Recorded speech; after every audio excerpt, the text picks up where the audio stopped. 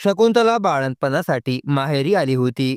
एक दिवस अचानक तिच्या वडिलांना फोन आला व शकुंतलाच्या नवऱ्याने आत्महत्या केल्याची बातमी समजली. ही बातमी ऐकून तिच्या आई वडिलांच्या पायाखालची जमीनच सरकली व शकुंतलाचे आई वडील शकुंतलाला घेऊन तिच्या सासरी गेले. शकुंतलाच्या नवऱ्याचे अंतिम संस्कार झाले. तो दिवस तर असाच गेला. कोणाला कोणाचेच भान नव्हते. दुसऱ्या दिवशी म्हणजे तो सयाजीरावचा मरणाचा तिसरा दिवस होता. त्या तिसऱ्या दिवसाचा कार्यक्रम करण्यासाठी सर्वजण तिकडे स्मशानभूमीकडे जाऊ लागले. माझ्या मुलाने अजून चहा घेतला नाही, आई म्हणाली. त्याला चहा घेऊन जायचं का? बहिणी विचारायच्या. आईने आणि बहिणीने अन्नाच्या घासाला हात देखील लावला नव्हता. बायकोची ही काही वेगळी अवस्था नव्हती, परंतु तिला तू लेकरूवाळी आहेस असं म्हणून तिची आई एक दुसरा घास जबरदस्तीने खाऊ घालायची. तसंच आज सकाळी तिला चहा पाजला होता. बहिणींना, आईला आणि बायकोला सर्वजण सावरत होते. स्त्रिया त्यांना धरून चालत होत्या. तिथे गेल्यावर तिसऱ्या दिवसाचा कार्यक्रम पार पडला. तो झाल्यावर दुष्कुंतलान थोडी स्थिरावर झाल्यावर शकुंतलाच्या वडिलांनी विचारले, आता आमच्या मुलीचं काय? तिच्या दोन्ही लेकरांचं काय? कसं जगणार 20-22 वर्षाची आमची तरुण मुलगी? तिच्यावर हे आकस्मिक विधवापण आलं. आम्ही तिला नांदवू. त्यावर सयाजीरावचे आई वडील म्हणाले, हो, ते तर तुम्हाला चुकणारच नाही. पण हे झालं कसं आणि कशामुळे? आता होऊन गेलेल्या गोष्टीवर बोलण्यात काय अर्थ आहे का? व्याही दादा, सयाजीरावचे वडील म्हणाले.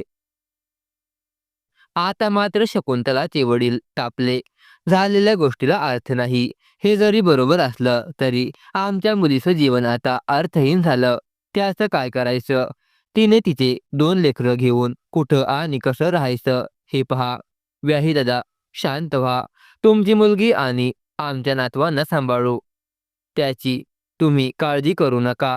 ते तर तुम्हाला सांभाळावे लागणार आहे. पण हे अचानक असं तुमच्या मुलाने आत्महत्या करणे आणि आमच्या तरुण मुलीला विधवा करून जाणं काही गमतीचा विषय वाटतो का तुम्हाला? मी त्याचे उत्तर मागतोय. शकुंतलाचे वडील एकदम लालबुंद होत म्हणाले, आता मी जे सांगत आहे ते डोळे झाकून ऐका. यातलं खरं तर मलाच नक्की कितपत खरं आणि कितपत खोटं माहीत नाही. देव जाणे किती खरं आणि किती खोटं. पण आमचा मुलगा काही अशा वाईट वळणावर जाणारा नव्हताच. तुम्ही कुणालाही विचारा. त्या विचारण्याचा आता वेळ निघून गेल्यावर काय फायदा आहे?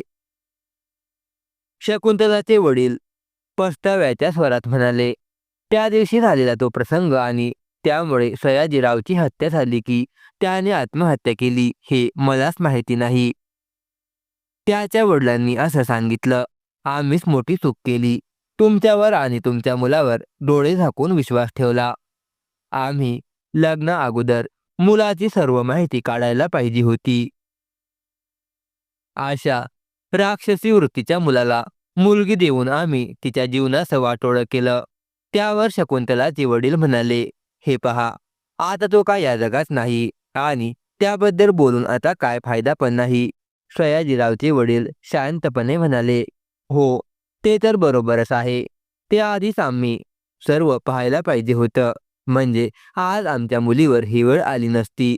आमच्या मुलीच्या या अवस्थेला फक्त आणि फक्त तुमचा मुलगा जबाबदार आहे. बरं, यापुढे तिच्या आणि तिच्या दोन्ही लेकरांना इकडे ठेवायचं की माहेरी ते सांगा. नाही, आम्ही त्यांना इथेच ठेवणार. ते दोन्ही पिल्लं आमच्या लेकरचे आहेत. असं कसं आम्ही त्यांना तुमच्या दारात ठेवू? काळजीच्या सुरात बोलल्यासारखे सयाजीरावचे वडील म्हणाले, आता तुमच्या या 2 नातवांमुळे माझ्या मुलीला अडकावं लागतंय. नाहीतर मी तिचं दुसरं लग्न करून दिलं असतं. पण ती लेकरं सोडून हे मान्य करणार नाही. म्हणून शांत बसावं लागतं. तो तिचा आणि तुमचा विचार पण आमची लेकरं आम्ही सांभाळू. काहीतरी आठवल्यासारखं करत सयाजीरावचे वडील, या 6 महिन्यांच्या बाळाला तर तिच्यासोबतच ठेवावं लागेल. लहान बाळ आईला सोडून राहू शकत नाही. मुख्य म्हणजे आमचा वारस तिच्यासोबत जातोय हे आम्हाला जमणार नाही. गावातील लोक आम्हाला नावे ठेवतील, सयाजीरावचे वडील म्हणाले. आता काय करायचं? शकुंतलाचे वडील डोक्याला हात लावत विचार करत म्हणाले. आता आपण एक काम करू.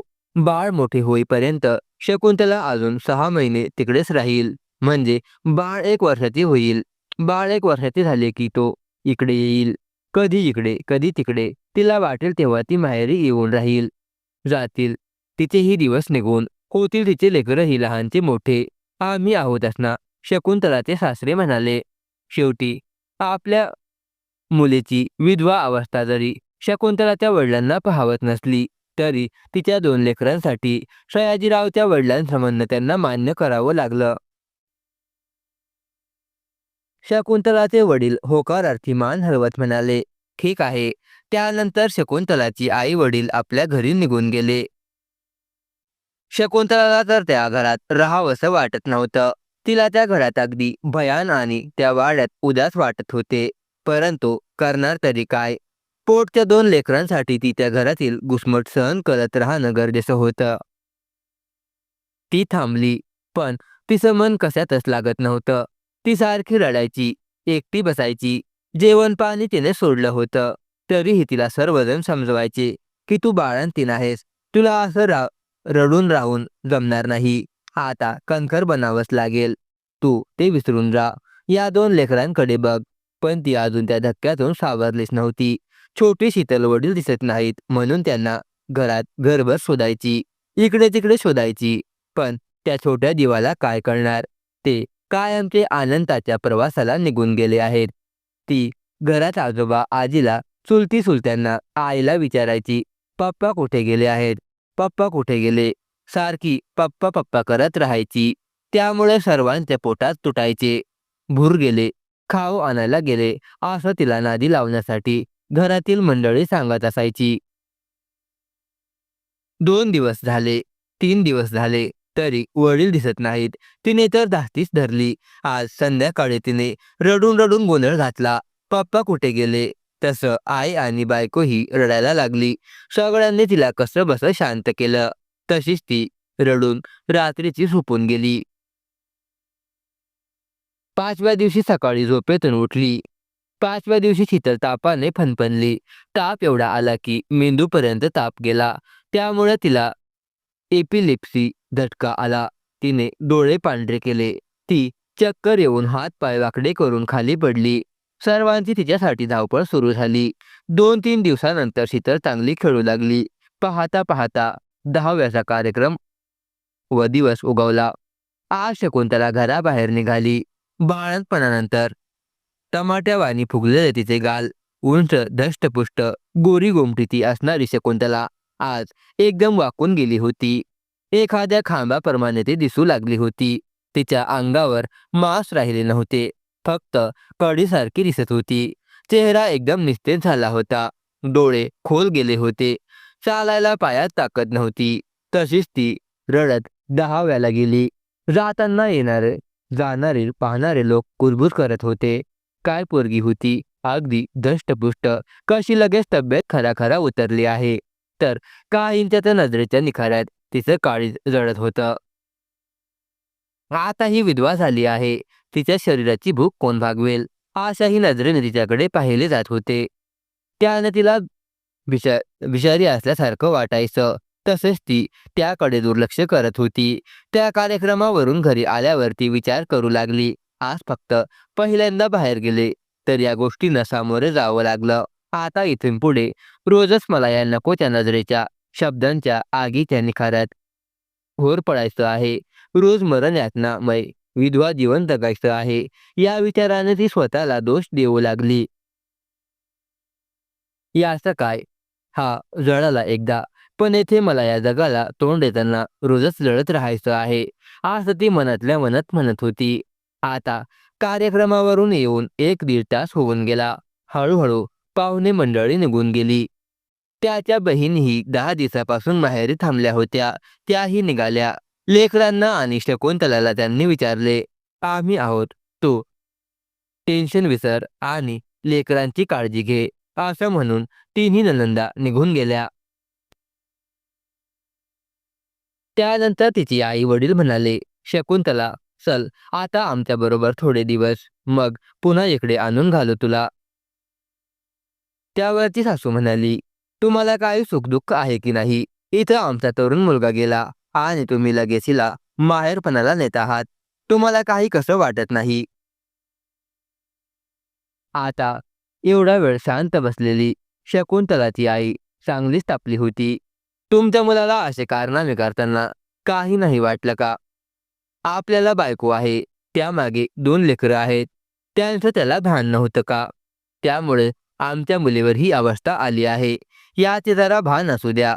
वाटल्यास तिला सांभाळा. नाहीतर तुमची नातवंड तुम्ही सांभाळा. आमच्या मुलीला आम्ही सांभाळायला समर्थ आहोत. ती काय म्हातारी झाली नाही. फक्त 22 वर्षाची आहे. आमची मुलगी उद्या तिचं लग्न लावून देऊ. समजलं का? सुखदुःखाची कहाणी आम्हाला ते सांगू नका. चल ग शकुंतला. तिच्या हाताला पकडलं. शकुंतलाने बाळाला घेतलं आणि आईने शीतलच्या हाताला पकडलं आणि फनकाराने शकुंतलाच्या आईने वाड्याच्या ओट्याच्या पायऱ्या उतरायला सुरुवात केली. शकुंतला सुन्न झाली होती. तिला कोणाकडून बोलावं आणि काय बोलावं हे सुचत नव्हतं. ती सुद्धा गुपचूप आईच्या मागे पायऱ्या उतरून चालू लागली. नंतर ते गावातल्या बस फाट्याजवळ येऊन थांबले. एसटी आल्यावर त्यात बसून शकुंतला माहेरी आली. माहेरी आल्यावर सर्वजण तिला भेटून जाऊ लागले. कोणी तिचे सहानुभूती दाखवत सांत्वन करायचं, तर कोणी दुःखावर मीठ सोडायचं काम करून जायचं. आता तुझं आयुष्य कसं जायचं? तू अजून तरुण आहेस. 2 लेकरं असल्यामुळे तुझ्यासोबत कोण लग्न करणार नाही. असे अनेक टोमणे मारून तिला मानसिक त्रास देऊन कोणी जायचं. आई वडिलांना वाटायचं तिच्यासोबत 2 लेकरामुळे कोण लग्न करणार नाही आणि हिला जर माहेरी ठेवलं तर आपली अजून एक मुलगी बिना लग्नाची आहे. तिचं पाहायचं की हिला लेकरांना सांभाळत बसायचं. असे एक ना अनेक प्रश्न आई वडिलांना सतावत असायचे. यात शकुंतलाची तरी काही चूक नाही असं म्हणत तिची भरपूर काळजी घ्यायचे. आई प्रेमाने बोलायची. जबरदस्तीने ओरडून तिला खाऊ पिऊ घालायचा प्रयत्न करायची. लहान बहीण सतत तिची काळजी घ्यायची. तरीही शकुंतला खाण्यापिण्याकडे लक्ष देत नसायची. काय झालं असेल? नवऱ्यानं असं कशामुळे केलं असेल? हा प्रश्न तिच्या मनाला सारखा सतवायचा. ती सारखं त्याच विचारात राहायची. बहीण तिला सावरायची. त्यातल्या त्यात अजून सासरवरून कोणी आलं नव्हतं आणि कोणी फोनही करून तिला विचारलं नव्हतं. आला असेल वडिलांच्या मोबाईलवर फोन, पण ते कधी बोलले नाहीत. त्यामुळे काय समजू? आता माझ्या आयुष्याचं काय? आई वडील आहे तोपर्यंत ठीक आहे, पण नंतर भाऊ बहिणींच्या काळात काही खरं नाही. या विचाराने ती त्रासून जायची. आई वडिलांनी एकदा तिला विचारले, शकुंतला, एक मुलगा आहे. लग्नानंतर त्याची बायको डिलिव्हरीच्या टायमाला वारली. मुलगा चांगला आहे, पण दुसऱ्यावर लग्न करतेस का? मुलगा चांगला आहे. वडील आशेने शकुंतलाकडे पाहत म्हणाले, त्याची बायको वारली की तिला मारून टाकलं. यावर मी विश्वास ठेवू शकत नाही. आता मी दुसरे लग्नही करू शकत नाही. माझे 2ही लेकरं आणि मी भीक मागून जीवन जगू, पण लग्न करणार नाही. ती एकदम लालबुंद होत म्हणाली, तुझ्या आयुष्यासाठी म्हटलं बाकी तुझा निर्णय. आम्ही आहोतच तुझ्या पाठीशी. वडील तिला प्रेमाने म्हणाले. अशातच 1 महिना संपला.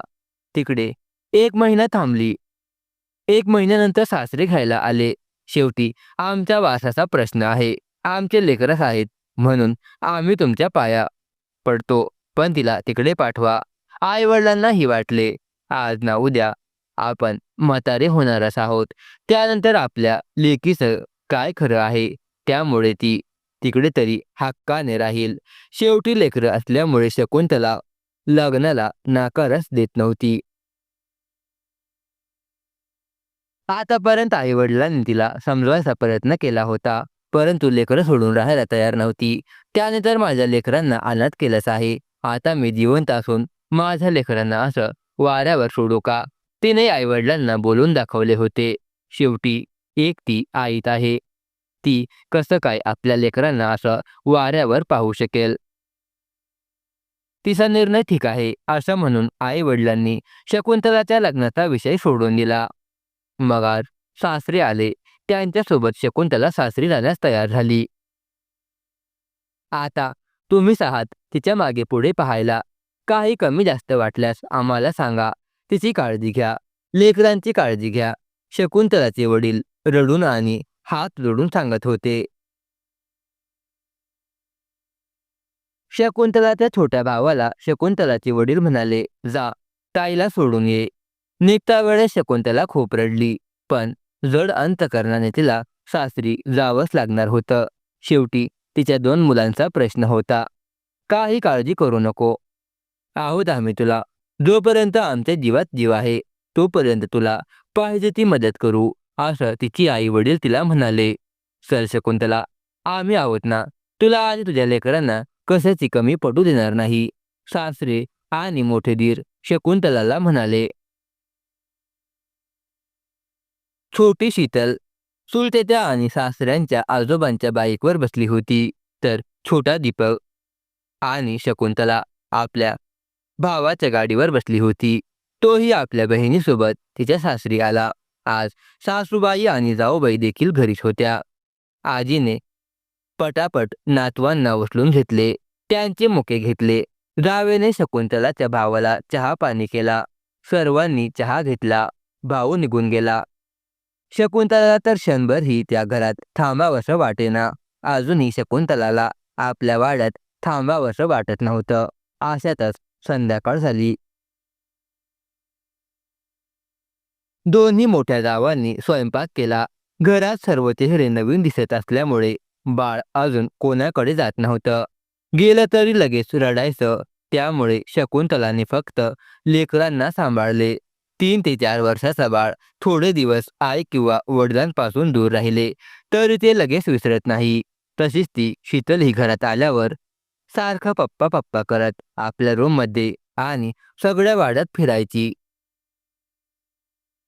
तिचं असं निरागस बोलणं आणि वडिलांना शोधणं पाहून आजीच्या पोटात तुटायचं. तो काय आता पुन्हा यायला गेला आहे का?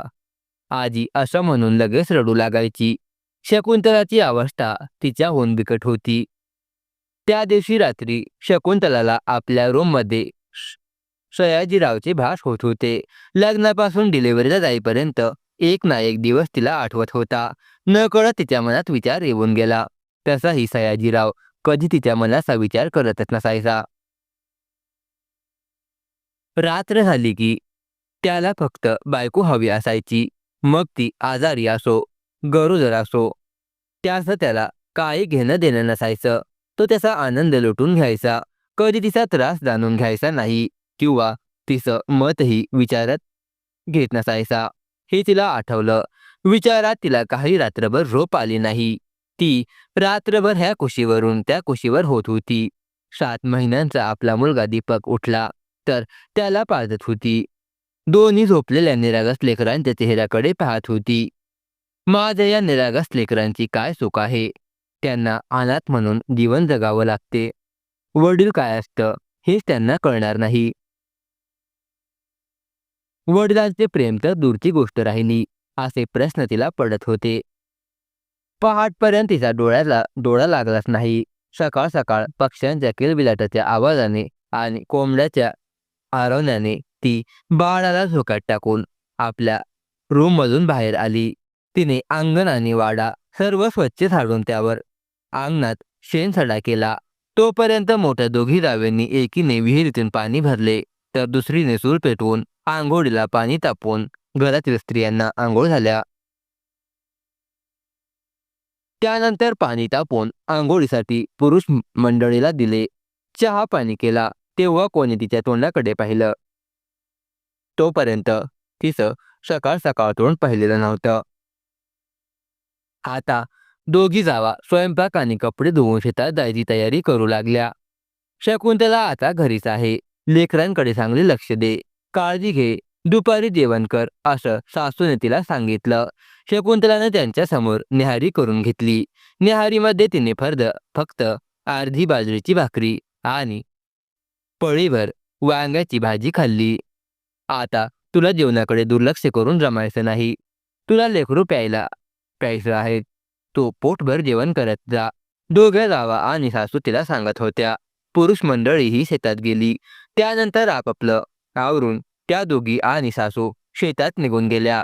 आता शकुंतला आणि तिची 2 लेकरं तसेच मोठ्या दोन्ही जावयांची 4 लेकरं घरी होते. दुपारच्या वेळी तो भकास वाडा आता तिला खायला उठला होता. यानंतर आता रोजचं असं तिचं जीवन सुरू झालं. तिला खूप रडू यायचं, पण रडत बसलं तर आपले 2 लेकरं आहेत, त्यांना कोण पाहील? त्यामुळे ती लेकरांकडे पाहून गप्प बसायची. रडू आला तरी हुंदका तसाच गिळून घ्यायची. रडत नव्हती तरी तिच्या चेहऱ्यावरचे हसू हरवले. आता शकुंतला निर्विकार चेहऱ्याने लेकरांसाठी जगू लागली. सकाळी शकुंतला आपल्या सासू आणि जावासोबत काय चहा घेईल आणि अर्धी भाकरी खाईल. तेवढीच दिवसभर.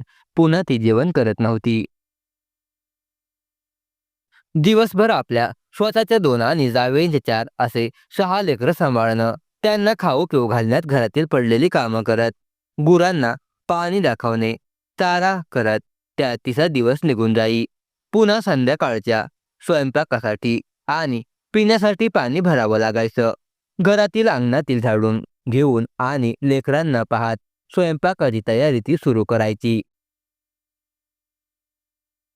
लेकरांना खाऊ पिऊ घालून शेतातून जावेंना आणि सर्वांना येईपर्यंत ती अर्धा स्वयंपाक करायची. मग ते आल्यावर चहा पाणी व्हायचा. राहिलेले स्वयंपाकातील भाजी किंवा भाकरी बनवल्या जायच्या. तसेच एक दुसरा दिवस निघून गेला. वाड्यात कोणी नाही हे पाहून दुपारच्या वेळी एक दुसरी आजी किंवा बाई यायची. तिच्याजवळ बसायची. गप्पा मारायच्या. तेवढेच तिला बरं वाटायचं. अशातच 2-4 दिवस निघून गेले. आज दुपारच्या वेळी कोणी आजी तिला किंवा मावशी शकुंतलाकडे बसायला आली की लगेच शकुंतला सयाजीरावच्या मरणाचा विषय काढायचीच. कसं काय झालं हो मावशी? हे अचानक औषध कसं काय पिले? शकुंतला आलेल्या स्त्रियांना विचारायची. देव जाणे, आपल्याला त्यातील काही एक शब्द माहिती नाही बाई, असं बोलून तिच्याकडे येऊन बसलेली बाई वेळ मारत असे. आपल्यावर उगाचच काही बाजू यायची. आमच्या सुनाला आमच्या मुलाबद्दल कोणी सांगितलं तर तिने तिने सांगितलं असं व्हायचं म्हणून शेजारने आता तिच्याकडे यायचं टाळू लागल्या. वाड्यात असणाऱ्या लेकरांकडे इतर थोडेफार वयाने मोठे लेकरं खेळायला यायचे. शकुंतला त्यांना विचारायची कसं काय शीतलच्या पप्पांनी औषध घेतलं. शकुंतलाला माहीत असायचं घरातल्या मोठ्या माणसांचं बोलणं लहान लेकरं लक्षात ठेवतात आणि ते खरं खरं सांगतात. म्हणून ती लेकरांकडून काढून घेण्याचा प्रयत्न करायची. पण आई वडिलांनी आधीच आपल्या लेकरांना बजावून सांगितलं होतं. वाड्यात जर खेळायला गेला आणि तिथे बाळाच्या मम्मीने बाळाच्या पप्पाबद्दल काही विचारलं तर काहीही बोलायचं नाही. आम्ही लहान आहोत काकी, आम्हाला काही समजत नाही असं म्हणायचं. त्यामुळे तेथील लेकरं आम्हाला नाही माहीत नाही काकी असं म्हणून विषय सोडायचे. कधी कधी दिवस दिवस शकुंतला पाणी सुद्धा प्यायची नाही, ना जेवण. मग संध्याकाळी स्वयंपाकाच्या वेळी चुलीवर स्वयंपाक करताना तिला चक्कर यायची. आता बाळ 9 महिन्याचं झालं. 2 महिन्यापासून शकुंतला सासरीच होती. म्हणून तिचा भाऊ तिला घेण्यासाठी आला. भाऊ घेऊन गेला. शकुंतला 2 महिने माहेरातच थांबली. त्यानंतर अशाच दुःखमध्ये कधी माहेरी तर कधी सासरी राहण्यात 6 महिने निघून गेले. आता बाळ 11 महिन्याचे झाले. शकुंतलाला अशक्तपणा आला होता आणि बाळही अजून लहान होते. त्यामुळे तिला घरीच थांबावं लागे. ती घरच्या शेतात कामाला जात नव्हती. घरात छोटी मोठी बरीच कामं पडलेली असायचं. आता जावेचे लेकरं शाळेत जाऊ लागले होते. ती बाळाला आणि मुलीला घेऊन घरात एकटीच असायची. त्यामुळे सारखी ती त्या विचारात राहायची. कधी कधी ती जेवणही करत नसायची तर कधी चक्कर येऊन पडायची. दुपारच्या वेळी किंवा मधल्या सुट्टीत तिचे पुतणे जेवणासाठी आणि मधल्या सुट्टीत थोडा वेळ खेळण्यासाठी घरी आलेले असायचे. त्यावेळी ती जर चक्कर येऊन पडली तर पुतणे शेजारी पाजारी असणाऱ्या एखाद्या आजीला बोलून आणायची. ती आजी शकुंतलाला पाणी पाजून जेवण करायला लावायची. कधी कधी उभी असताना धाडकन शकुंतला खाली कोसळून पडायची. त्यावेळी लेकरं घाबरून जायचे. शेजाऱ्यांना बोलावून तिला उठण्यासाठी मदत घेऊन शेतात आपल्या आई वडिलांना कळवायला सांगायचे. शेजारीन कोणाचा तरी मोबाईल घेऊन शेतात फोन करून तिच्या घरच्यांना सांगायची. मग त्यापैकी एखादा धीर आणि जाऊबाई घरी येऊन तिला दवाखान्यात घेऊन जायचे. हिच्या जीवाचं काही बरं वाईट झालं तर दोन लेकरांना कोण पाहीन. त्यामुळे घरी सासू जावा तिच्या तब्येतीची थोडे दिवस काळजी घेत होत्या. दिवस सरत होते. आता शकुंतला स्वतःहून लेकरांसाठी जगू लागली होती. किती टेन्शन आलं तरी लेकरांच्या तोंडाकडे पाहून ती ते विसरायची आणि कणखरपणे जगण्याचा प्रयत्न करत होती. आता बाळ वर्षाचे झाले. त्याचा पहिला वाढदिवस साजरा केला. बाळाचे नाव दीपक ठेवले. शीतल सदर कोणी वाढदिवस देखील साजरा केला नव्हता. परंतु हा मुलगा असल्यामुळे त्याचा अगदी घरगुती पद्धतीने साजरा केला. त्याच्या मामाने त्या दिवशी मस्त चॉकलेट केक आणला. तिचे औक्षण करून दोन्ही मोठ्या चुलत्यांनी त्याला केक भरवला. शकुंतलाने फक्त त्याला पेढा खाऊ घातला. तू औक्षण करू नको, मोठ्या जावेने तिला सांगितले. त्यानंतर वाढदिवसासाठी जमलेल्या लहान मुलांना शिवचिवडा आणि चॉकलेट सर्वांच्या चिवड्यामध्ये केकचा छोटा छोटा पीस कट करून टाकण्यात आला. मुले आनंदाच्या भरात केक घेऊन उड्या मारत ती चिवडा असलेली डिस्पोजेबल प्लेट हातात घट्ट पकडून आपापल्या घरी निघून गेली. घरातील सर्वांनी केक घ्यायला आणि खायला सुरुवात केली. शकुंतलालाही केक खाण्याची खूप इच्छा झाली. तिने एक तुकडा उचलला. तोंडात घालणार तोच नवऱ्याच्या माग बरं गोडधोड खावं वाटतं. अजून त्याला जाऊन वर्ष पण नाही झालं तर तुझं गोड गोड खायला मन बरं व्हायला लागलं. आपल्याला तर घास मिळाला नसता बाई, सासू म्हणाली. सासूच्या अशा बोलण्याने तिने तो तुकडा तसाच ठेवला. ती खोलीतून बाहेर गेली. चल शकुंतलाताई, मी निघतो. ती बाहेर येताच भाऊ तिला म्हणाला, थांब ना, आजच्या रात्रीचा रात्र सकाळी जा. नको, जातो. काय खूप जास्त वेळ नाही झाला. अजून 8 तर वाजले आहेत. 9 वाजेपर्यंत घरी पोहोचेल. तसा भाऊ निघून गेला. छोट्या शीतलने आपल्या आईने केक खाल्ला नाही. तिच्यावर केक खायच्या वेळी आजी काहीतरी रागावली. त्यामुळे तिने तसाच ठेवून दिला हे पाहिले होते. तिने हळूच स्वतःसाठी म्हणून केक घेतला. आपल्या रूममध्ये आणून झाकून ठेवला. सर्वांचे जेवण झालं. त्यानंतर शकुंतला आपल्या रूममध्ये गेली तर शीतलने तो केकचा तुकडा शकुंतला पुढे धरत तिला खायला आग्रह केला. नको बेटा, तूच खा तो केक. शकुंतलाने तिला समजावले. आम्ही केक खाल्ला आहे, पण तू खाल्ला नाहीस ना, म्हणून आणला आहे. मला केक नको. आता मी पोटभर जेवण केलं. आता माझ्या पोटात जागा नाही, असं म्हणून शकुंतलाला मगाशी तिची सासू बोललेले शब्द म्हणत टोचत असल्यामुळे तिने आपल्या मुलीने आणलेला केक खाल्ला नाही. नंतर तिने जबरदस्तीने तो केक शीतलला खाऊ घातला. किती समंजस आहे, माझं लेकरू 4 वर्षाची आहे, असं ती शीतलच्या डोक्यावर हात फिरवत म्हणाली. त्यानंतर घरात पुन्हा तिने कधी मुलाच्या पुतण्याच्या वाढदिवसाच्या दिवशी केककडे पाहिले देखील नाही. अशातच 8-15 दिवस निघून गेले आणि आता शकुंतला थोडी मनाने सावरली होती. तर मैत्रिणींनो आणि मित्रांनो, शकुंतलाच्या जीवनात अजून कोणकोणत्या अडचणी येईल, चला बघूया पुढील भागात.